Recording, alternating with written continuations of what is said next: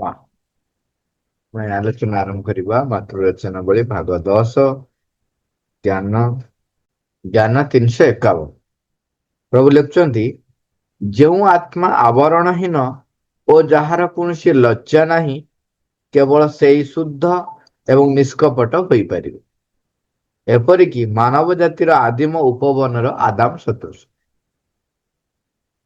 ଯେଉଁ ଆତ୍ମା ଆବରଣହୀନ ଓ ଯାହାର କୌଣସି ଲଜ୍ଜା ନାହିଁ, କେବଳ ସେଇ ଶୁଦ୍ଧ ଏବଂ ନିଷ୍କପଟ ହୋଇପାରିବ, ଏପରିକି ମାନବ ଜାତିର ଆଦିମ ଉପବନର ଆଦାମ ସଦୃଶ। ମା ତାର ଟିପ୍ପଣୀରେ କହୁଛନ୍ତି, ହଁ ଶ୍ରୀଅରବିନ୍ଦ ସେଇ କଥା କହୁଛନ୍ତି।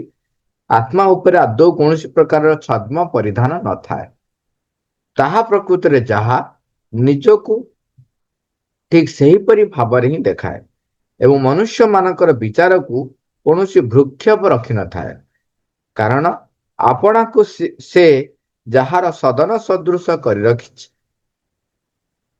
ସେ ଅତ୍ୟନ୍ତ ବିଶ୍ୱସ୍ତ ଭାବରେ କେବଳ ସେଇ ଦିବ୍ୟ ପରମସତ୍ତାଙ୍କର ହିଁ ପରିକର ହୋଇ ରହିଥାଏ। ଏଠି ଆମକୁ ପ୍ରଭୁ କହୁଛନ୍ତି ଯେ ଆତ୍ମା ତାର କୌଣସି କପଟତା ନଥାଏ। ଛଦ୍ମ ପରିଧାନ ମାନେ ଆମେ ପୂର୍ବରୁ ଆମେ ଆଲୋଚନା କରୁଥିଲେ ତାର କୌଣସି କପଟତା ନଥାଏ। ସେ ପରମାତ୍ମା ଯାହା ଚାହାନ୍ତି, ଯେଉଁଭଳି ଭାବରେ ପରିପ୍ରକାଶ ହେବାକୁ ଚାହାନ୍ତି, ଆତ୍ମା ତାକୁ ସେଇଭଳି ଭାବରେ ପରିପ୍ରକାଶ କରିବା ପାଇଁ ସିଧାସଳଖ, ମାନେ ତାଙ୍କର କୌଣସି ନିଜସ୍ୱ ବା କୌଣସି ବ୍ୟତିକ୍ରମ ବା ବିକୃତ କରିବାର କିଛି ନଥାଏ। ତେଣୁ ଆମକୁ ସେହିଭଳି ଭାବରେ ଆମର ମନ ପ୍ରାଣ ଶରୀରକୁ ଆତ୍ମା ଦ୍ୱାରା ପରିଚାଳିତ କରିବାକୁ ପଡିବ। ଆମେ ସାଧାରଣତଃ ମନ ପ୍ରାଣରେ ଯେହେତୁ ବସବାସ କରୁଛୁ, ଆମକୁ କିଏ କଣ କହିଲା, କିଏ କଣ ଭାବିବ, ଏସବୁ ଆମେ ବିଚାର କରୁ। ଜଣେ ଯେତେବେଳେ ଆତ୍ମାରେ ବସବାସ କରିବାକୁ ଆରମ୍ଭ କରେ, ସେତେବେଳେ ସେ ପରମାତ୍ମାଙ୍କ ସହିତ ସଂଯୋଗ ସ୍ଥାପନ ହୁଏ ତାର। ତେଣୁ ଯାହା ଆଦେଶ ବା ଯାହା ନିର୍ଦ୍ଦେଶ ଆସେ ପରମାତ୍ମା ପାଖରୁ, ତାହା ତା ଭିତରେ ଦେଇକି ପରିପ୍ରକାଶ ହୁଏ। ତେଣୁ ତାକୁ ଆଉ ସେଠି ଭାବିବାକୁ ପଡେ ନାହିଁ, ଅ ବା କୌଣସି ସେଠି କପଟତା ନଥାଏ, ଛଦ୍ମ ବା ଭିତର ବାହାର ଅଲଗା ଏମିତି କିଛି ନଥାଏ। ବେଳେ ବେଳେ ଲୋକେ ଭାବନ୍ତି ଏଠି କିଛି ତା ପାଖରେ କିଛି ଭାବନା ବି ନଥାଏ।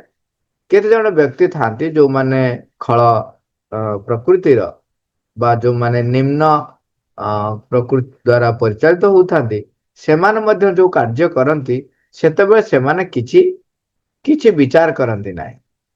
ଯାହା ଯାହା ତାଙ୍କର ଇଚ୍ଛା ତାହା କରିଯାଆନ୍ତି, କୌଣସି ଶୋଚନା ନଥାଏ। ଏପରିକି ବର୍ଣ୍ଣନା କରୁଛନ୍ତି ଶ୍ରୀରାମଚରିତ ମାନସରେ, ତୁଳସୀଦାସ ଜୀ ବର୍ଣ୍ଣନା କରୁଛନ୍ତି, ଖଳ ପ୍ରକୃତିର ଲୋକ ସେମାନେ ଯେକୌଣସି ତଳକୁ ଖସି ଯାଇ ପାରନ୍ତି। ଦରକାର ପଡ଼ିଲେ ସେମାନେ ନିଜକୁ ନିଜେ ନିନ୍ଦା କରନ୍ତି। ଦରକାର ପଡ଼ିଲେ ନିଜେ ମରିଯିବେ ପଛକେ, ତାଙ୍କର ଖଳ ପ୍ରକୃତି ସେ ଛାଡିବେ ନାହିଁ ଏବଂ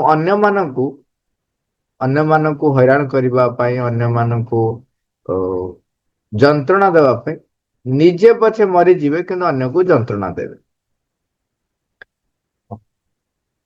କିନ୍ତୁ ଆମକୁ ଏ ସବୁଥିରୁ ଉର୍ଦ୍ଧ୍ୱକୁ ଉଠିବାକୁ ପଡିବ। ଏବଂ ଏଠି ଯୋଉ ମାନବ ଜାତିର ଆଦିମ ଉପବନ ଆଦାମ ସଦୃଶ ବୋଲି କହୁଛନ୍ତି, ଏକ କାବ୍ୟିକ ବର୍ଣ୍ଣନା। ସାଧାରଣତଃ ସାହିତ୍ୟ ବା ସାହିତ୍ୟିକ ମାନେ ଯେତେବେଳେ ବର୍ଣ୍ଣନା କରନ୍ତି, ଅନେକ ଗୁଡିଏ ଉପମା ଅଳଙ୍କାର ଦେଇ ବର୍ଣ୍ଣନା କରନ୍ତି। ଏଠି ଆଦାମଙ୍କର ବର୍ଣ୍ଣନା କରୁଛନ୍ତି, କାହିଁକି ନା ଆମେ ଜାଣିଛନ୍ତି ଖ୍ରୀଷ୍ଟିଆନଙ୍କର କାହାଣୀରେ ପ୍ରଥମ ମନୁଷ୍ୟ ଯୋଉ ଜନ୍ମ ବା ସୃଷ୍ଟି ହେଇଥିଲେ, ତାଙ୍କ ମତରେ ଭଗବାନ ସିଧାସଳଖ ଗୋଟେ ମଣିଷ ସୃଷ୍ଟି କଲେ, ଯିଏ କି ତା ନାଁ ହଉଛି, ସେମାନେ କହନ୍ତି ସେ ହଉଛି ଆଦାମ।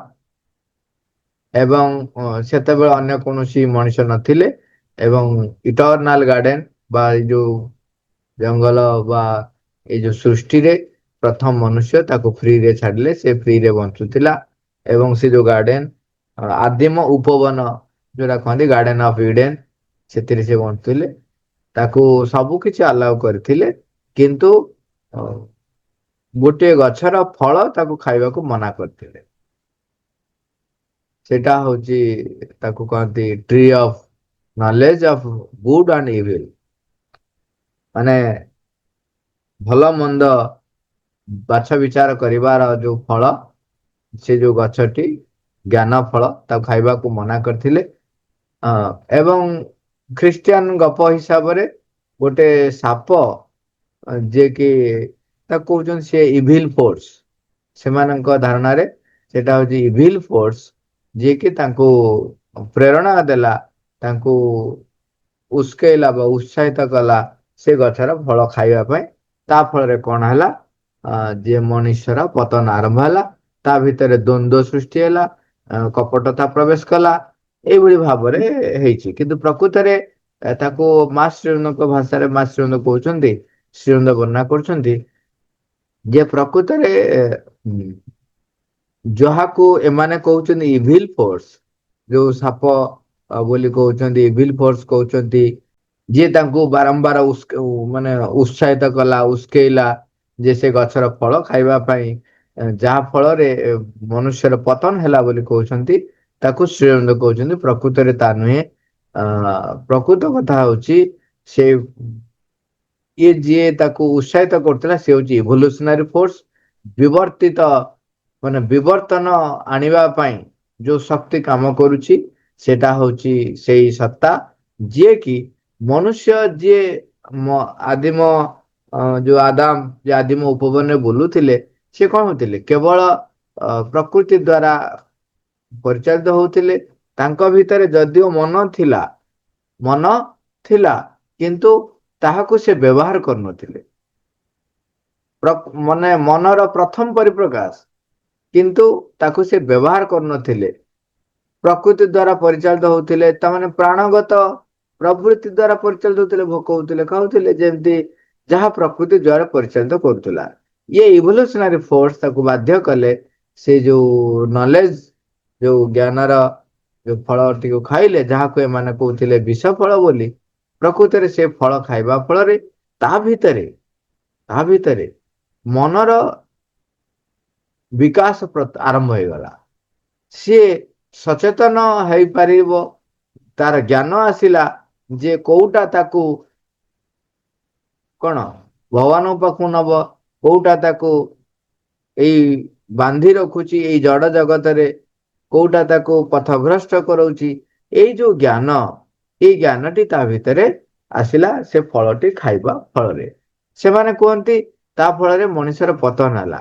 ପ୍ରକୃତରେ ମନୁଷ୍ୟର ଯୋଉ ବିବର୍ତ୍ତିତ ହେଇ ହେଇ ଚାଲିଛି, ମନର ଯୋଉ ବିକାଶ ହେଇ ହେଇ ଚାଲିଛି, ଏବଂ ତାପରେ ସେ ନିଜେ ନିଜେ ସ୍ୱ ଇଚ୍ଛାରେ ଯେତେବେଳେ ବାଛି ନବ ଅଗ୍ରଗତିର ପଥଟିକୁ, ସେ ଯେ ତୀବ୍ର ଭାବରେ ଯାଇ ପହଞ୍ଚିବ, ଯୋଉଟା କେତେ ଶତାବ୍ଦୀ ଶତାବ୍ଦୀ ଧରି ଲାଗିଥାନ୍ତା ବିବର୍ତ୍ତିତ ହେଇ ଏକ ସତ୍ୟ ଯୋଉ ଦ୍ଵାରା ପରିଚାଳିତ ଜଗତ, ଯୋଉଟା କି ବର୍ତ୍ତମାନ ଅତିମାନ ଶକ୍ତି ଅବତରଣ କରିବା ଫଳରେ ଅବଧାର୍ଯ୍ୟ ହେଇଯାଇଛି, ଏବଂ ସେ ଜଗତ ଆସିବ ସତ୍ୟ ଦ୍ଵାରା ପରିଚାଳିତ ହବା ପାଇଁ।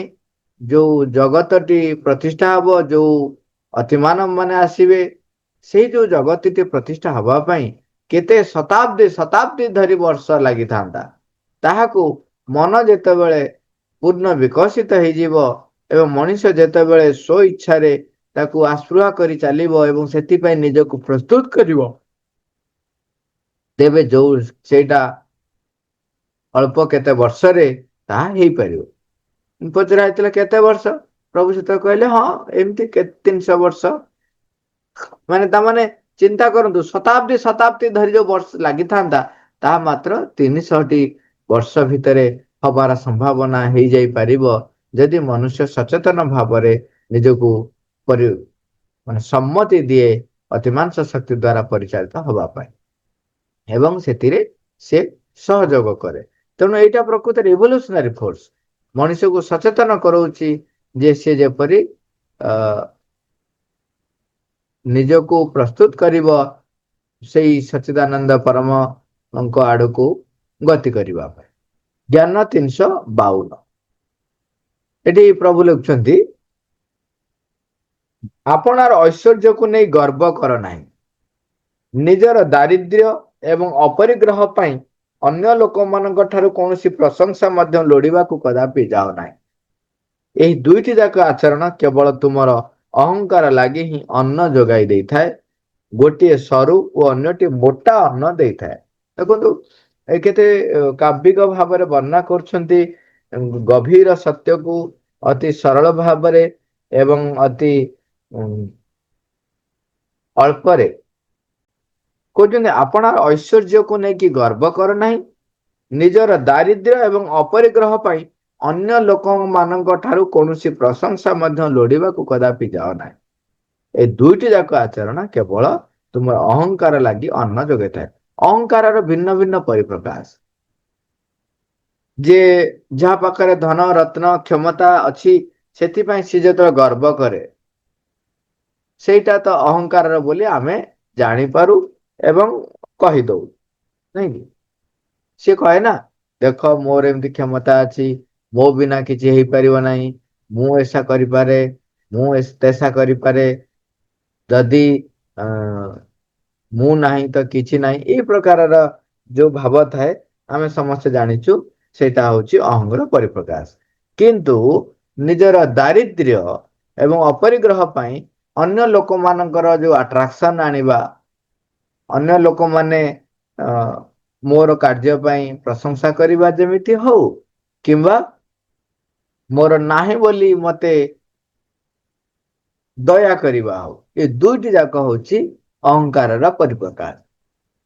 ତାକୁ ଲେଖୁଛନ୍ତି, ପ୍ରଭୁ ଲେଖୁଛନ୍ତି, ଇଏ ଅହଙ୍କାର ଲାଗି ଅନ୍ନ ଯୋଗାଇ ଦେଇଥାଏ କିପରି? ଗୋଟିଏ ସରୁ ଆଉ ଅନ୍ୟଟି ମୋଟା। ଦିଟା ଯାକ ହଉଛି ଅହଙ୍ଗର ପରିପ୍ରକାଶ। ସେଇଥିପାଇଁ ବେଳେବେଳେ ଯୋଉ ବ୍ୟକ୍ତି କହେ ଯେ ମୁଁ ମୋ ଭଳିଆ ନିଃସ୍ୱ ବ୍ୟକ୍ତି, ଇଏ ହଉଛି ଏକ ଅହଙ୍କାର। ମୋର କିଛି ନାହିଁ, ଅହଙ୍କାର।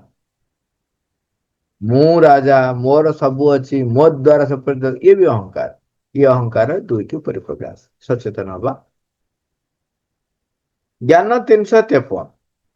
ପର ହିତୈଷିତା ମଣିଷ ଲାଗି ଅବଶ୍ୟ ଭଲ, ମାତ୍ର ଯେତେବେଳେ ତାହା ଏକ ଚରମ ସ୍ତରର ଆତ୍ମ ଆସକ୍ତିରେ ପରିଣତ ହୋଇଯାଏ ଏବଂ ଅନ୍ୟମାନଙ୍କର ସ୍ୱାର୍ଥପରତାକୁ ଅତ୍ୟଧିକ ପ୍ରୋତ୍ସାହନ ଦେଇ ବଞ୍ଚିବାକୁ ମନ କରେ, ସେତେବେଳେ ତାହାକୁ ଆଦୌ ଏତେ ବେଶୀ ଭଲ ବୋଲି କୁହାଯାଇ ପାରିବ ନାହିଁ। ଜ୍ଞାନ 354। ପରହିତୈଷିତା ଦ୍ୱାରା ତୁମେ ନିଜ ଆତ୍ମାର ପରିତ୍ରାଣ କରିପାରିବ ସତ, ମାତ୍ର ତୁମକୁ ଦେଖିବାକୁ ହେବ ଯେ ତୁମର ଅନ୍ୟ ଜଣେ ଭାଇର ସର୍ବନାଶ ଲାଗି ବାଟ ଫିଟାଇ ଦେଇ ତୁମେ ଏହି କଥାଟି ମୋଟେ କରିବାକୁ ଯାଅ ନାହିଁ। ଏଇଠି ଆମେ ସଚେତନ ହବା। ବାରମ୍ବାର ଏ କଥାଟି ଉଠେ ଏବଂ ବାରମ୍ବାର ଏ ବିଷୟରେ ଆଲୋଚନା ଆମେ କରି ଚାଲିଛନ୍ତି। ଯୋଉ କୁହାଯାଏ ଅନ୍ୟର ମଙ୍ଗଳ ପାଇଁ ଚିନ୍ତା କରିବା, ସହଯୋଗ କରିବା, ଏଇଠିକି ଆମକୁ ସେ ସଚେତନ କରାଇ ଦଉଛନ୍ତି। ମ୍ୟାକ୍ସିମମ୍ ଥର ଆଲୋଚନା ହେଲାଣି। ପର ହିତୈଷିତା ମଣିଷ ଲାଗି ଅବଶ୍ୟ ଭଲ। ଅନ୍ୟର ପର ଭଲ ଚିନ୍ତା କରିବା, ମଙ୍ଗଳ ଚିନ୍ତା କରିବା ଏବଂ ସେଥିପାଇଁ ବେଳେ ବେଳେ ନିଜକୁ ଉତ୍ସର୍ଗ କରିଦେବା, ଇଏ ଯୋଉ ଧାରଣାଟି ଥାଏ ଅନ୍ୟର ମଙ୍ଗଳ ଚିନ୍ତା କରିବା, ଇଏ ଭଲ। କିନ୍ତୁ କିନ୍ତୁ ତାହା ଯେପରି ତୁମ ଆସକ୍ତିରେ ପରିଣତ ହେଇ ନଯାଏ। ଏବଂ ଆଉ କଣ ହୁଏ? ଅନ୍ୟମାନଙ୍କର ସ୍ୱାର୍ଥପରତାକୁ ତୁମେ ଯେପରି ପ୍ରୋତ୍ସାହନ ନ ଦିଅ। ଯେତେବେଳେ ମୁଁ ଯାହାକୁ ସାହାଯ୍ୟ କରିବାକୁ ଯାଉଛି, ଆପଣ ଦେଖନ୍ତୁ, ବେଳେ ବେଳେ ସିଏ ବାହାବା ନିଏ, ଦେଖିଲ ମୁଁ ନା ଅମକ ବ୍ୟକ୍ତିଙ୍କ ପାଖରୁ ଏମିତି ପାଇଛି। ଇଏ ବି ଗୋଟେ ପ୍ରକାର। ତମେ କଣ କରୁଛ? ତାର ଗର୍ବକୁ ବଢେଇବାରେ ତମେ ସାହାଯ୍ୟ କରୁଛ।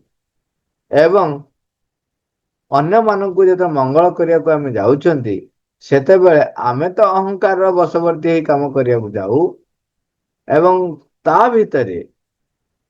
ଭିତରେ ଆଳସ୍ୟତା, ତାମସିକତାକୁ ଆମେ ଭରି ଦଉ। କାହିଁକିନା ଆମେ ତାର ଯେତେବେଳେ ମଙ୍ଗଳ କରିବାକୁ ଯାଉଛେ, ସେ ଆମ ପ୍ରତି ଆସକ୍ତି ଯୁକ୍ତ ହବ। ଇଏ ତ ପ୍ରଥମ। ଆମେ ଯୋଉ ବେଳେ ବେଳେ ଆଉ ଗୋଟେ ମଜା କଥା ହଉଛି, ଏଇଠି ବେଳେ ବେଳେ ଲୋକ ଭାବନ୍ତି କଣ, ମୋ ପାଇଁ ସେ ଏତେ କାମ କରିଛି, ତେଣୁ ମୁଁ ତା ପ୍ରତି କୃତଜ୍ଞ ହେଇ ତା ପାଇଁ ସବୁ କିଛି କରିବି। ଏଇଟା ହଉଛି ଆସକ୍ତିର ଲକ୍ଷଣ। ଏଇଟା ଆଦୌ ମନେ ରଖନ୍ତୁ, ଏହା ଆଦୌ ଦିବ୍ୟ ଲକ୍ଷଣ ନୁହେଁ। ଦିବ୍ୟ ଲକ୍ଷଣ ହଉଛି କେବଳ ମାଙ୍କ ପ୍ରତି କୃତଜ୍ଞ ହେବେ। ଯୋଉ ବ୍ୟକ୍ତି ମୋ ପାଇଁ ଏତେ କରିଛି, ମୁଁ ତା ପ୍ରତି କୃତଜ୍ଞ ହେବି, ତାର ମଙ୍ଗଳ ଚିନ୍ତା କରିବି, ମାଙ୍କୁ ପ୍ରାର୍ଥନା କରିବି, ଏବଂ ଯେତେବେଳେ ସିଏ ଆବଶ୍ୟକ ମନେ କରିବେ, ତାଙ୍କ ପାଖରେ ମୁଁ ଠିଆ ହେବି। କିନ୍ତୁ ତା ଅର୍ଥ ନୁହେଁ ମୁଁ ତାଙ୍କ ପ୍ରତି ଆସକ୍ତି ଯୁକ୍ତ ହେଇକି ତାଙ୍କ ପାଇଁ କରି ଚାଲିଥିବି, ତାଙ୍କୁ ଦେଇ ଚାଲିଥିବି, ତାଙ୍କୁ ଯେମିତି କଷ୍ଟ ନହବ। ତାମାନେ କଣ କଲେ? ମୁଁ ତାଙ୍କୁ ନିକମା କରିଦଉ ନାହିଁ।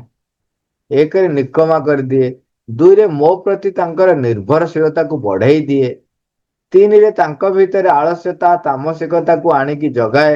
ଯଦ୍ୱାରା ସେ କାହିଁ କାର୍ଯ୍ୟ କରିବେ, ମୁଁ ଯଦି ତାଙ୍କୁ ସବୁ ଯୋଗେଇ ଦେଲି। ଏବଂ ତା ମାନେ ତାର ଅହଙ୍କାରକୁ ବଢିବାରେ ଆପଣ ସାହାଯ୍ୟ କରୁଛନ୍ତି। ତେଣୁ ମାତ୍ର ଯେତେବେଳେ ତାହା ଏକ ଚରମ ସ୍ତରର ଆତ୍ମ ଆସକ୍ତିରେ ପରିଣତ ହୋଇଯାଏ ଏବଂ ଅନ୍ୟମାନଙ୍କର ସ୍ୱାର୍ଥପରତାକୁ ଅତ୍ୟଧିକ ପ୍ରୋତ୍ସାହନ ଦେଇ ବଞ୍ଚିବାକୁ ମନ କରେ, ସେମାନେ ଅଧିକରୁ ଅଧିକ ସ୍ୱାର୍ଥ ଯୁକ୍ତ ହେଇଯିବେ। ସେତେବେଳେ ତାହାକୁ ଆଦୌ ଏତେ ବେଶୀ ଭଲ ବୋଲି କୁହାଯାଇ ପାରିବ ନାହିଁ। ସେଇଥିରେ ବାରମ୍ବାର କୁହାହଉଛି, ଆମର ପରହିତୈଷିତା ଯେପରି ଅନ୍ୟ ଜଣଙ୍କ ପାଇଁ ସର୍ବନାଶ ଲାଗି ବାଟ ଫିଟେଇ ନ ଦଉ। ଆମେ ସେଇ କାହାଣୀ ଆଉ ଥରେ ମନେ ପକେଇଦବା। ଯୋଉ ଜାହାଜ, ଯଦି ସେ ଜେଲ ଯାଇ ନଥାନ୍ତେ, ତେବେ ତାଙ୍କ ଜାହାଜଟି ଯାଇକିରି ସେଇ ଘୂର୍ଣ୍ଣି ବଳୟରେ ପଡିଥାନ୍ତା, ତାଙ୍କର ଜୀବନ ବି ଯାଇଥାନ୍ତା, ଧନରତ୍ନ ଯାଇଥାନ୍ତା, ଜୀବନ ବି ଯାଇଥାନ୍ତା। ତେଣୁ ସେଇଠି ମନେକର ଯୋଉ ଆପଣ କହିବେ ଠାକୁର ଭୁଲ କଲେ, ବିଚରା ଲୋକଟାକୁ 3 ଦିନ ଜେଲ ପୁରେଇ ଦେଲେ, ଆରେ ସେଇଟା ଥିଲା ତା ପାଇଁ ମଙ୍ଗଳଦାୟକ। ଆଉ ଗୋଟେ କଥା ମନେ ପକେଇବା, ଯେତେବେଳେ କୋକୁନ ଭିତରୁ ପ୍ରଜାପତିଟି ବାହାରିବାକୁ ଚେଷ୍ଟା କରୁଛି, ସେତେବେଳେ ସିଏ ବହୁତ ପରିଶ୍ରମ କରୁଥାଏ, ଛାଟି ପିଟି ହଉଥାଏ। ଅଧା ମୁହଁ ବାହାରିଥବ, ଏତିକି ଟିକେ ବାହାରିଥବ, ଆଉ ଡେଣା ଗୁଡିକ ବାହାରୁ ନଥବ, ଫଡଫଡ ଫଡଫଡ ଫଡଫଡ ଫଡଫଡ ହଉଥବ। ଆମେ କହିବା ବିଚରା କେତେ କଷ୍ଟ ପାଉଛି, ବାହାରି ପାରୁନି, ଏଡିକି ଟିକେ କୋକୁନ ଟା ଏତିକି ମୋଟର, ତା ଭିତରେ ପଶିଛି, ସେ ବାହାରି ପାରୁନି, ଖଡଖଡ ଖଡଖଡ ହଉଛି। ତାକୁ ଟିକେ ସାହାଯ୍ୟ କରିବା। କଣ କରିବେ? ଆପଣ ସେ କୋକୁନଟିକୁ ଫଟେଇ ଦେଲେ ସେ ବାହାରି ଆସିବ। ଆପଣ ଫଟେଇ ଦେବେ, ତା ପର ମୁହୂର୍ତ୍ତରେ ସେ ଜୀବଟି, ପ୍ରଜାପତିଟି ମୃତ୍ୟୁବରଣ କରିଦିଏ। କଣ ହୁଏ? କାହିଁକି ହୁଏ? କାରଣ ସେ ଯୋଉ ବାଡେଇ ହଉଥିଲା, ତା ଭିତରେ ତାର ଡେଣାଟି ଯୋଉ ନରମ ହେଇକି ତିଆରି ହେଇଥିଲା, ଧୀରେ ଧୀରେ ଅଧିକରୁ ଅଧିକ ଟାଣ ହଉଥିଲା। ସେ ଯେତେ ବାଡେଇ ହଉଥିଲା, ତାର ଟାଣ ହଉଥିଲା। ତାପରେ ସେ ଫଟେଇକି ବାହାରି ଆସିଲେ କଣ ହବ? ତାର ଉଡିଯିବ ଆରାମସେ। ଆପଣ ଯୋଉ ତାକୁ ମଙ୍ଗଳ କରିବେ, ତାର ପରର ହିତ ସାଧନ କରିବାକୁ ଯାଇକି ଆପଣ ସେଇ ଜୀବଟିକୁ ଉଦ୍ଧାର କରିବାକୁ ଚେଷ୍ଟା କରି ତାର କୋକୁନଟିକୁ ଭାଙ୍ଗିଦେଲେ, ଫଟେଇ ଦେଲେ ନିଜ ହାତରେ, ତା ଫଳରେ ଗଲା ମୃତ। ଆଉ ଗୋଟେ କଥା ଦେଖିଥିବେ, ପ୍ରାୟତଃ ପଦ୍ମ କଢ ବିକ୍ରି ହଉଛି। ପଦ୍ମ କଢ ବିକ୍ରି ହଉଛି, ତାକୁ ଫୁଲ ଫୁଟିବା ପାଇଁ ହେଲେ ଫୁଟିବନି। ତେଣୁ ଜବରଦସ୍ତ ଆମେ କଣ କରୁ? ତାକୁ ଡାଳକୁ, ତାର ପାଖୁଡା ଗୁଡିକୁ ଖୋଲି ଦଉ। ଖୋଲିଦେଲେ ସେଇଟା ଫୁଟିଲା ଫୁଲ ଭଳିଆ ଦେଖାଯାଏ, କିନ୍ତୁ ସେ ଫୁଲଟି ଶୀଘ୍ର ମଉଳିଯାଏ। ଏଇଠି ଆମେ ଦେଖିଛୁ, ଏଇ କୁଣ୍ଡରେ, ପଦ୍ମ କୁଣ୍ଡରେ ପଦ୍ମ ଫୁଟିଥାଏ। ଆଉ ଗୋଟିଏ କଢଟିଏ ଅର୍ଦ୍ଧ ପ୍ରସ୍ଫୁଟିତ ଅଛି, ତାକୁ ଆଉ ଜଣେ କିଏ ଅତି ଭାରି ଭଦ୍ର ବ୍ୟକ୍ତି, କି କିଏ ଜଣେ ତାକୁ କଣ କରୁଛି ନା, ହାତ ମାରିକିରି ସେ ଯୋଉ ଅର୍ଦ୍ଧ ପ୍ରସ୍ଫୁଟିତ ଥିଲା, ତାକୁ ପୁରା ମେଲେଇ ଦେଇଛନ୍ତି। ସେ କଣ ହେଲା? କିଛି ନାହିଁ। ମାତ୍ର 2-3 ଘଣ୍ଟା ପରେ ପୁରା ଫୁଲଟି ମଉଳିଗଲା। ପୁରା ଫୁଲଟି ମଉଳିଗଲା। ନେକ୍ସଟ ଡେ କୁ ଝଡି ପଡିଲା। ଯୋଉ ଆମେ ତାର ପର ହିତୈଷୀ, ତାର ମଙ୍ଗଳ ପାଇଁ ଆମେ ଯୋଉ କାର୍ଯ୍ୟଟି ଚେଷ୍ଟା ଭାଇ କରିଥିଲେ, ହଁ।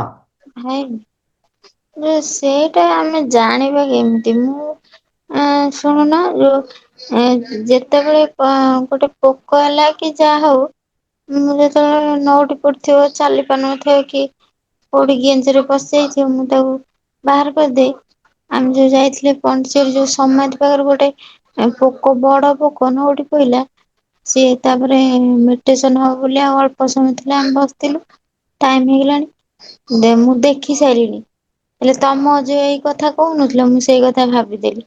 ମୁଁ କହିଲି କାଳେ ସମାଧି ପାଖରେ ପଡିଛି ମାଙ୍କ ପାଖରେ ମୃତ୍ୟୁବରଣ କରିବ କି କଣ ମୁଁ ତାକୁ ନଉଟେଇ ଦେବି କେତେ କଥା ଭାବିଦେଲି ମାନେ ଏମିତି ଏତେ ଭାବୁନଥିଲି। ତାରେ ଦିଦି ମତେ ପେଲୁଛି କହୁଛି ଯା ଯା ଜଲ୍ଦି ଯା ତାକୁ ନଉଟେଇ ଦବୁ ନଉଟେଇ ଦବୁ। ନାଇଁ ପୁଣି ନାଇଁ ବସି ବସି ଭାବି ଏଇଟା ନଉଟେଇକି ଆଇଲି ସେଠୁ ନାଇଁ ନାଇଁ ଏଇଟା ସେଠୁ ସେ ହଉଛି ଗୋଟେ ଭାଇ ଅଲଗା କଥା। ଦେଖିକି ସେଠୁ ଏଇ ପେଲି ନାଇଁ ଫୋପାଡି ଦେଲେ। ହଁ ଏଇଟା ଗୋଟେ ଅଲଗା କଥା। ଏଇଟା ହଉଛି ସେ ତାର ଜାଗାରେ ନାହିଁ। ଏବଂ ଆଉ ଗୋଟେ ଜାଗାରେ ପଡିଛି କଣ ଗୋଟେ ଆସିବ ଦଳି ହେଇଯିବ। ବା ଚାପିଯିବ ତାର ମୃତ୍ୟୁ ହେଇଯିବ। ଏଇଟା ଗୋଟେ ଅଲଗା କଥା ଏଇଗୁଡାକ ଏଠି ଯୋଉ ବର୍ଣ୍ଣନା କରାଯାଉଛି ଏଠି ସେଇ କଥା କୁହାଯାଉଛି ଏଠି କୁହାଯାଉଛି ଜଣେ ଯେତେବେଳେ ଷ୍ଟ୍ରଗଲ କରୁଛି ଏଠି ସେଇ କଥା କୁହାଯାଉଛି। ଜଣେ ସିଏ ଚେଷ୍ଟା କରୁଛି ଆଗକୁ ଯିବା ପାଇଁ ଓକେ ସେତେବେଳେ ଆମେ କଣ କରୁ ଆମେ ତାକୁ ସାହାଯ୍ୟ କରିବା ପାଇଁ ତା ପଥଟିକୁ ଅଧିକ ସୁଗମ କରିଦଉ। ତାହେଲେ କଣ ହେଲା ନା ତା ଷ୍ଟ୍ରଗଲ ଟା କମିଯାଏ। ଠିକ ଅଛି କିନ୍ତୁ କଣ ହେଲା ସିଏ ଅଧିକ ଦୃଢ ହେଇପାରିବନି। ଆପଣ ପିଲାଟି ପାଠ ଯେତେବେଳେ ଦିଆ ହେଇଛି କରିପାରୁନାହିଁ ବୋଲି ଆମେ କଣ କରିବା ତା ଖାତାରେ କରିଦବା ଏଇଟା ହଉଛି ଭୁଲ। ତା ପାଠରେ ମୁଁ କରିଦେଲି ତାକୁ ଆନ୍ସର ଟା କହିଦେଲି ମୁଁ କଣ କଲିି ସିଧାସଳଖ ଆନ୍ସର ଗୁଡାକ ଲେଖିଦେଲି। ତାହେଲେ କଣ ହେଲା ନା ପିଲାଟି ଦେଖିଲା ଲେଖିଦେଲା। ଏଇଠି କଣ ହେଲା ନା ପିଲାର ଅମଙ୍ଗଳ ଆପଣ କଲେ। କଣ ହେଇଥାନ୍ତା ନା ସେଇ ଉତ୍ତରଟି ପାଇବା ପାଇଁ ତାକୁ ସମର୍ଥ କରିବା। ତାକୁ ଗୋଟେ ଦିଟା ଅଲଗା ଉଦାହରଣ ଦବା। ତାକୁ ସେଇଠି ପହଞ୍ଚିବା ପାଇଁ ଅ ସାହାଯ୍ୟ କରିବା ଅନ୍ୟ ଆଳରେ କିନ୍ତୁ ସିଧାସଳଖ ଉତ୍ତର କହିଦେଲେ କଣ ହେଇଗଲା ନା ତାର ଯୋଉ ସଂଘର୍ଷ ଟା ସେ କରିଲା ନାହିଁ ସଂଘର୍ଷ ନ କଲେ କଣ ହବ ନା ସିଏ ଟାଣ ହବନି। ତାର ସେଇ ଅନୁଭୂତି ଆସିବନି।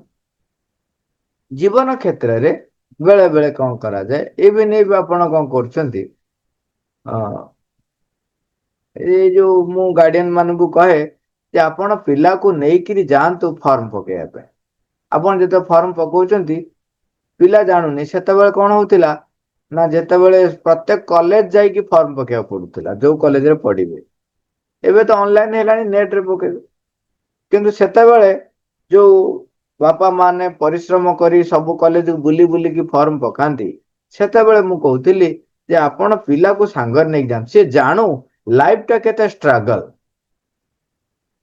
କେତେ ସଂଘର୍ଷ କରିବାକୁ ପଡେ ସିଏ ଅଭିଜ୍ଞ ହଉ ସଂଘର୍ଷରେ କଲେ କଣ ହୁଏ ଜଣେ ଅଧିକ ଦୃଢ ମନ ହୁଏ ତେଣୁ ଆମେ କାହାକୁ ସାହାଯ୍ୟ କରିବାକୁ ଯାଇକି କି ବହି ଦେଲା ଭଳି ତା ପାଖରେ ସବୁ ଜିନିଷ ଆଣି ଯୋଗେଇ ଦିଅନ୍ତୁ ନାହିଁ ସେ ଟିକେ ସଂଘର୍ଷ କରୁ ସେ ଜାଣୁ ପରିଶ୍ରମ କରୁ ତାକୁ ନିଜେ କରିବାକୁ ଛାଡନ୍ତୁ ଆପଣ ପାଖରେ ଠିଆ ହୁଅନ୍ତୁ ସେଇଥିପାଇଁ ଯୋଉ ବର୍ଣ୍ଣନା ରହିଛି ମା ଯୋଉ କହିଲେ ଯେ ଆଇ ଏମ୍ ନଟ୍ ଦ ମଦର ମୁଁ ସେଇ ମା ନୁହେଁ ଯିଏ ତମେ ଯେତେବେଳେ ପାଣିରେ ବୁଡି ଯାଉଥବ ତମକୁ ମୁଁ ହାତ ବଢେଇ ଉଠେଇ ଆଣି ମୁଁ ହଉଛି ସେଇ ମା ଯେ ତୁମ ସହିତ ବୁଡିବି ତୁମେ ଉଠି ଆସିବା ପାଇଁ ତମ ପ୍ରଚେଷ୍ଟାରେ ତମେ ଲାଗି ରହିବ ମୁଁ ତୁମ ସହିତ ଥିବି ତୁମ ହାତ ଧରି ଟାଣି ଆଣିବି କାଳେ ତମର କଣ ହେଇଯିବ ମୁଁ ପାଖରେ ରହିଥିବି ସୁରକ୍ଷା ଦବା ପାଇଁ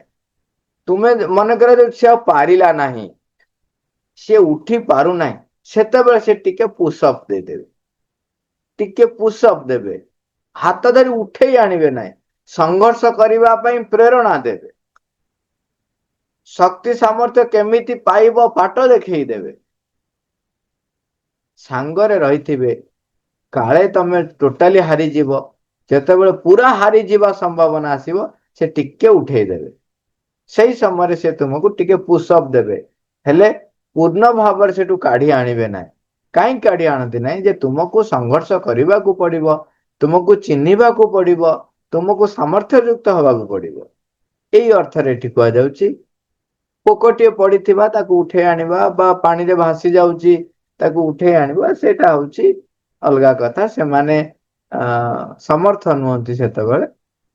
ହଁ, କିଛି ସମୟ ପରେ ଭାଇ ବୁଡିଯିବ ନା। ହଁ, ଭାଇ ଯୋଉ ଆପଣ କହିଲେ ଯେ ମାନେ କାହାକୁ ପୂର୍ଣ୍ଣ ରୂପରେ ସାହାଯ୍ୟ କଲେ ସିଏ କଣ ଅଳସୁଆ ହେଇଯିବ ଆଉ ତାକୁ ତମେ ଅଳସୁଆ ଦିଗରେ ସାହାଯ୍ୟ କରୁଛ। କିନ୍ତୁ ଯଦି ସେଇଟା ନିଜର କର୍ତ୍ତବ୍ୟ ଥିବ, ମାନେ କିଛି ଫ୍ୟାମିଲି ରିଗାର୍ଡିଂ କି ସେମିତି କିଛି ଥିବ ଯୋଉ ଜାଗାରେ ଏଟା କରିବା ପାଇଁ କି ସମସ୍ତେ ପୁରା ସରାଉଣ୍ଡିଂ ବାଉଣ୍ଡ କରିଦେଇଥିବେ ଯେ ଏଟା ତୁମର କାମଟା ତୁମର କରିବା ଦରକାର। ନାଇଁ ସେଇଠି ବି ଦେଖ, ଅ ଗୋଟେ ବେଳେ ବେଳେ ଘଟଣା ଅନେକ ସମୟରେ ପରିବାର ଏମିତି ଆସେ, ସେଠି ମଧ୍ୟ ତୁମେ ତାଙ୍କୁ ଛାଡିଦବ ସେମାନେ ନିଜେ କରିବା ପାଇଁ। କାହିଁକି ନା ଯଦି ଜଣେ ସଂଘର୍ଷ ନ କରିଛି, ତେବେ ସେ ଜାଣିପାରିବନି ତାର ମହତ୍ଵ କଣ। ଆପଣ ଦେଖନ୍ତୁ, ପିଲା ପାଇଁ ବାପା ମା ମାନେ ସବୁ କିଛି କରନ୍ତି, ସବୁ କଷ୍ଟ କରନ୍ତି, ଚେଷ୍ଟା କରନ୍ତି। ପିଲା ଯେତେବେଳେ ତାକୁ ସେ ଗୁଟା କିଛି ଜାଣେନି, କିଛି ଜାଣେନି। ସଂଘର୍ଷ କଣ ଜାଣିଲା ନାହିଁ। ସୁନା ଚାମଚରେ ଧରିଲା ବେଳେ ଆପଣ ତାକୁ ସବୁ ଖୁଆଇ ଚାଲିଲେ, ତାହେଲେ କଣ ହବ? ପିଲା ବୁଝିପାରିବ ନାହିଁ ଯେ ଜୀବନ ଟା କେତେ ସଂଘର୍ଷମୟ ଥିଲା ବୋଲି। ସେଥିପାଇଁ ଧନୀ ଘରର ପିଲାମାନେ ମାକ୍ସିମମ୍ କେସରେ, ମାନେ କୁହନ୍ତି ସମସ୍ତେ ବୋଲି, ଯୋଉମାନେ ଅର୍ଥର ପ୍ରାଚୁର୍ଯ୍ୟ ଭିତରେ ଥାଆନ୍ତି ଏବଂ ସେମାନଙ୍କର ଯଦି ଲାଳନ ପାଳନ ଠିକ ଭାବରେ ହେଇନଥାଏ, ପିଲାକୁ ସବୁବେଳେ ପଇସା ଦେଇ ଚାଲନ୍ତି, ପଇସା ଦେଇ ଚାଲନ୍ତି, ତାର ପରିଣାମ ହୁଏ କଣ? ସେମାନେ ୱେୱାର୍ଡ ହେଇଯାନ୍ତି। ଏଇ ବର୍ଷକ ତଳର ଘଟଣା, +2 ଗୋଟେ ପିଲା, ସିଏ ମା ଛେଉଣ୍ଡ, ସେ ସୁଇସାଇଡ କରିଛି। ସେ ତାର ସୁଇସାଇଡାଲ ନୋଟରେ ସେ ଯାହା ଲେଖିଛି, ନୋଟ ଟା ଥିଲା ଏଇଆ, ଯେ ବାପାଙ୍କର ମୋ ପ୍ରତି ଅଯାଚିତ ସ୍ନେହ ମତେ, ମାନେ ମୁଁ ତାକୁ ଯଦି ଆମ ଭାଷାରେ କହିବି, ମତେ ଏତେ ପୋତି ଦେଲା ଯେ ମୁଁ ଆଜି ଆତ୍ମହତ୍ୟା କରୁଛି। ସେ ତାର ବର୍ଣ୍ଣନା କରୁଛି ତାପରେ କଣ ହେଇଛି। ଯେତେବେଳେ ମା ତାର ଚାଲି ଯାଇଛି, ମା ଛେଉଣ୍ଡ ହେଇଯାଇଛି, ବାପା ମତେ କେବେ ଅଭାବ ଦେଖେଇ ନାହାନ୍ତି। ନା ମା ର ଅଭାବ, ନା ମୋର କୌଣସି କାଳେ କୋଉଟା ମତେ ମିଳିବ ନ ମିଳିବ ମୁଁ କାଳେ ଖୋଜିବି, ତା ପୂର୍ବରୁ ମୋ ପାଖରେ ପ୍ରାଚୁର୍ଯ୍ୟରେ ଭରି ରହିଥାଏ। ବାପା ମୋର ବିଜନେସ ମ୍ୟାନ, ତାଙ୍କର ବାପା ମୋର ବିଜନେସ ମ୍ୟାନ, ତେଣୁ ପଇସା ଅର୍ଥ ମୋ ପାଖରେ, ଲୋକ ସବୁବେଳେ ରହିଲେ। ମୁଁ ମାନେ ମୁଁ ଚାହିଁବା ପୂର୍ବରୁ ମୋ ପାଖରେ ଆସି ଖାଦ୍ୟ ପହଞ୍ଚିବ, ପାଣି ପହଞ୍ଚିଯିବ, ଜିନିଷ ପହଞ୍ଚିଯିବ, ଆବଶ୍ୟକତା ଠାରୁ ଅଧିକ ଜିନିଷ ମୋ ପାଖରେ ଥାଏ। ଟଙ୍କାକା ଜାଗାରେ ମତେ 100 ଟଙ୍କା ମିଳେ। ତେଣୁ କଣ ହେଲା ନା, ମୁଁ ପଇସାକୁ ବଦ ଖର୍ଚ୍ଚ କରିବାରେ ଆରମ୍ଭ କଲି। ଧୀରେ ଧୀରେ ଧୀରେ ଧୀରେ କଣ ହେଲି ନା, ମୁଁ ପିଲାଙ୍କ ସାଙ୍ଗରେ ପଡି ମଦ ପିଇବା ଆରମ୍ଭ ହେଲା। ମାନେ ମଦ ଫଦ ପିଇ ନିଶାସକ୍ତ ସେ ହେଇଛି। ଏବଂ ସେ ଯୋଉ ଦିନ ସୁଇସାଇଡ କରିଛି, ସେଦିନ 50,000 ଟଙ୍କାର ମଦ ପିଇଛନ୍ତି। 4-5 ଜଣ ସାଙ୍ଗ ହେଇକିରି 50,000 ଟଙ୍କାର ମଦ ପିଇଛନ୍ତି। ଏ ସୁଇସାଇଡ କରିବାର କାରଣ ଆଉ ଗୋଟେ ବି ଥିଲା। ସେ କାରଣଟି ହଉଛି, ସେ ତା ଭିତରେ ଅ ଗୋଟେ ଝିଅକୁ ଭଲ ପାଇଛି। ସେ ଝିଅ ତାକୁ ବାଧ୍ୟ କରିଛି, ଯେ ତାଙ୍କ ଘରେ କଣ ଏମିତି ଅବସ୍ଥା ହେଇଛି ଅସମ୍ଭାଳ, ସିଏ କହୁଛି ଯେ ମତେ ତମେ ଘରୁ ଶୀଘ୍ର ନେଇଯାଅ। ସେଠୁ ଏମିତି ଘଟଣାଟା ଆହୁରି ହେଇଛି, ମୁଁ ତାକୁ ଖାଲି ଅଳ୍ପରେ କହୁଛି, ସେ ଲେଖିଛି। ସେ କହୁଛି ଯେ ଶେଷକୁ କଣ ହେଲା, ସେ ଝିଅ କହିଲା ତମେ ଯଦି ମତେ ନ ନବ, ମୁଁ ସୁଇସାଇଡ କରିବି। ତାପରେ ସିଏ ତ ତା ବାପାଙ୍କୁ ଆସି କହୁଛି ସେ କଥାଟି, ତା ବାପା କହୁଛନ୍ତି ଦେଖେ ତୋର ଏବେ ବୟସ ହେଇନି, ତେଣୁ ତୁ ଗୋଟେ କାମ କର, ଯେ ଅପେକ୍ଷା କର, ପିଲାକୁ କହ ଅପେକ୍ଷା କରିବ, ତ ଯେତେବେଳେ ବୟସ ହବ ସେତେବେଳେ ମାନେ ଆଇନଗତ ହିସାବରେ ବୟସ ହେଲେ ତୁମକୁ ମୁଁ ବିବାହ କରିଦେବି, କିଛି ନାହିଁ, ଏବେ ତୁ ପାଠ ପଢାରେ ମନ ଦେ। ସେ ସେଇଠୁ ପୁଣି କିଛି ଦିନ ପରେ ଅତି ବାଧ୍ୟ ଯେତେବେଳେ ହେଇଛି ଝିଅ ଦ୍ୱାରା, ତେଣୁ ସିଏ ଯେତେ ବାପା କହୁଛି, ବାପା ଦେଖ ଆଉ ଏମିତି ଏମିତି କଥା, ନ ଆଣିଲେ ସିଏ କହୁଛି ସୁଇସାଇଡ କରିଦବ। ସେ କହୁଛି ଠିକ ଅଛି, ତୁ ସିନା ନେଇ ଆସିବୁ, କିନ୍ତୁ ତାପରେ କଣ ହବ ନା ଆମକୁ ପୋଲିସ ବାନ୍ଧିବ, ତେଣୁ ପୋଲିସ ବାନ୍ଧିଲେ କଣ ହବ, ମୋର ମାନ ସମ୍ମାନ ଇଜ୍ଜତ ସବୁ ଯିବ। ତୁ ତ ଏକରେ ନାବାଳକ, ତେଣୁ କଣ ହବ ନା, ମୁଁ ସେଇଠୁ ଲୋକଲଜ୍ଜା ସହି ନ ପାରି ମୁଁ ସୁଇସାଇଡ କରିବି। ସିଏ ସେଇଠୁ ଦେଖିଲା ଯେ ବାପା ସୁଇସାଇଡ କରିବେ, ଏଣୁ ମାଇଲେ ଗୋ ହତ୍ୟା, ତେଣୁ ମାଇଲେ ବ୍ରହ୍ମ ହତ୍ୟା ଯୋଉ ନିୟମ, ତେଣୁ ସେଠି ସେ କଣ କରୁଛି, ସିଏ ପଇସା ନେଇଛି, ପଇସା ନେଇକି ମଦ ଫଦ ପିଇକି ସେଇଦିନ ସୁଇସାଇଡ କରିଛି। ସେ ତାର ବର୍ଣ୍ଣନା କରିଛି ଯେ ପଇସାର ଅଭାବ ସେ କିଛି ଦେଖିଲା ନାହିଁ, ସଂଘର୍ଷ କିଛି ସେ ଜାଣିଲା ନାହିଁ। ତେଣୁ ସେ ଧୀରେ ଧୀରେ ଧୀରେ ଧୀରେ କିପରି ମାନେ ବିପଥଗାମୀ ହେଇ ହେଇ ଯାଇଛି। ତେଣୁ ଘରର ପରିବାର ଭିତରେ ବି ଅନେକ ସମୟରେ ଏମିତି କିଛି ସିଚୁଏସନ ଆସେ ଯୋଉଠିକି ତମକୁ ଛାଡିଦବାକୁ ପଡିବ ଯେ ନାଇଁ ସେ ନିଜେ ଗଢି ଉଠୁ, ମୁଁ ହସ୍ତକ୍ଷେପ କରିବା ଆବଶ୍ୟକ ନାହିଁ। ହଁ, ଅବଜରଭେସନ କରି ରଖିଥିବି, ଅବଜରଭେସନ ରହିଥିବି, ଯଦ୍ଵାରା କିଛି ଯଦି ଦେଖିଲି ଯେ ଅତି ହେଇଯାଉଛି ସେତେବେଳେ ହସ୍ତକ୍ଷେପ କରିବାକୁ ପଡିଲେ କରିବି, ନହେଲେ ଛାଡିଦବ। ସେ ଟିକେ ଠିକୁ, ଟିକିକି ଶିଖୁ, ଟିକେ ଝୁଣ୍ଟିକି ଶିଖୁ, ଛାଡିଦେବେ। କର୍ତ୍ତବ୍ୟ ଅଗେରା ବଗେରା ସବୁ ଯୋଉଟା କୁହନ୍ତି ସେଟା ହଉଛି ଯେହେତୁ ସେମାନେ ଅଗ୍ରଗତି କଣ ଜାଣନ୍ତି ନାହିଁ, ତାଙ୍କ ପାଇଁ ପରୋପକାର କହିଲେ ହଉଛି କଣ, ମା ଛୁଆକୁ ଖୁଆଇଦବା, ବୁଢା ହେଲେ ବି ଛୁଆକୁ ଖୁଆଇଦବା। ସେ ହଉଛି କଣ ନା ମୋ ପିଲାର ମୁଁ ମଙ୍ଗଳ ଚାହୁଁଛି, ମୋ ଛୁଆ ହାତରେ ଖାଏନି ମୁଁ ତାକୁ ଖୁଆଇଦିଏ। କେ ଜଣେ ମା ଭାରି ଗର୍ବ କରି କହନ୍ତି ମୋ ଛୁଆ ନ ଆସିକି ପଢିଲାଣି, ଏତେ ବଡ ହେଲାଣି, ଆଜି ପର୍ଯ୍ୟନ୍ତ ମୁଁ ତାକୁ ହାତରେ ଖୁଆଇଦିଏ। ମୋ ଛୁଆ କାହିଁ ହାତରେ ଖାଇବ, ମୁଁ କଣ ମରିଗଲି କି? ମାନେ ସେ ପିଲାର କେତେ ଅମଙ୍ଗଳ କରୁଛନ୍ତି ସେମାନେ ଚିନ୍ତା କରନ୍ତି। ଏସବୁ ଜିନିଷ ଆମକୁ ଟିକେ ଅଧିକ ବିଜ୍ଞ ହବାକୁ ପଡିବ ଏବଂ ସଚେତନ ହବାକୁ ପଡିବ। ମା କନସେପ୍ଟ କ୍ଲିଅର ଆପଣ ହବା ଉଚିତ ଯେ ଯୋଉ କାର୍ଯ୍ୟ ମାଙ୍କ ଆଡକୁ ଆମକୁ ଦିଗ ଦେଖେଇ ନବ ସେଗୁଡିକ ହେଲା ଉଚିତ କାର୍ଯ୍ୟ। ଆଉ ଆମେ ଯୋଉ ଅନ୍ୟ ଜଣଙ୍କୁ ସାହାଯ୍ୟ କରିବା ମୋ ଭିତରେ ଅହଂ ଭାବ କି ବଢାଏ, ନିଜର ଆତ୍ମବଡିମା ଗର୍ବ ଦେଖାଏ, ତେଣୁ ସେ ତ ନିଶ୍ଚୟ ଅକରଣୀୟ। ଏବଂ ଆମେ ବେଳେ ବେଳେ କହୁ ଯେ ତାର ଆବଶ୍ୟକ ବା ଭିକାରୀ ମାନଙ୍କୁ ଦାନ କରିବା ଇତ୍ୟାଦି ଇତ୍ୟାଦି ସବୁ ଅଛି, ଦାନ କରିବା, ଏଇ କରିବା, ସେ କରିବା। ସେତେବେଳେ ଆପଣ ଭାବନ୍ତୁ ସତରେ ନିଜ ଭିତରେ ଆସେନି ଯେ ଆଇ ଏମ୍ ସୁପେରିୟର, ସେମାନେ ଅଭାବରେ ଅଛନ୍ତି ତେଣୁ ମୁଁ ତାଙ୍କୁ ସାହାଯ୍ୟ କରୁଛି, ଏ ଭାବ ଆସିଯାଏ। ତାମାନେ ତ ଆପଣ ଅହଂଗ୍ରସ୍ତ ହେଇଗଲେ। ତେଣୁ ନିଜକୁ ସଚେତନ ରହିବେ, ସତର୍କ ରହିବେ ଏବଂ ପ୍ରାର୍ଥନା କରିବେ ଯେପରି ଆପଣଙ୍କର ସମସ୍ତ କାର୍ଯ୍ୟ, ଭାବନା, ଚିନ୍ତା, କଳ୍ପନା ସବୁ କିଛି କେବଳ କେବଳ ମାଙ୍କ ପାଖକୁ ବା ଅତି ନିକଟତର ହବା ପାଇଁ ଆମକୁ ଯେପରି ନେଇକି ଯାଉଥାଏ, ଆମେ ସେଥିପାଇଁ ପ୍ରଚେଷ୍ଟା କରିବା, ନିଜକୁ ପ୍ରସ୍ତୁତ କରିବା। Wow, thank you all.